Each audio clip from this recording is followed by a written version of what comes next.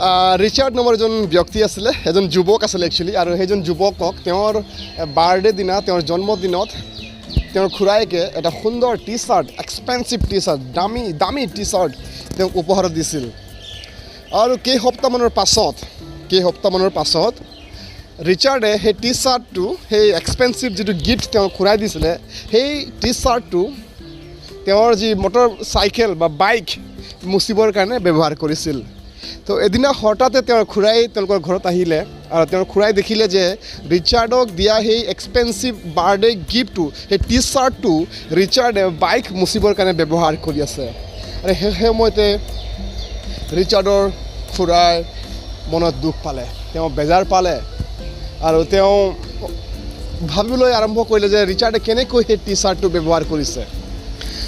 So' my brothers and sister, মই আপোনালোকক এইটোৱে ক'ব বিচাৰিছোঁ যে our life is a gift from the lord. ঈশ্বৰে আপোনাক আৰু মোক এটা সুন্দৰ লাইফ দিছে, ৰাইট?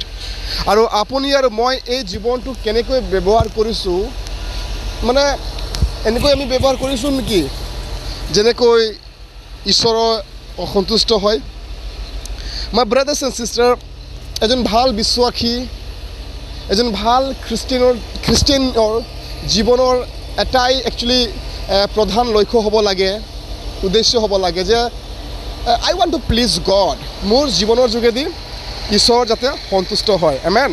Hallelujah.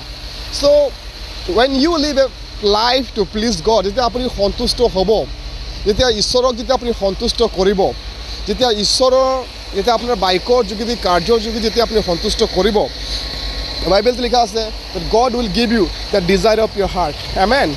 Hallelujah.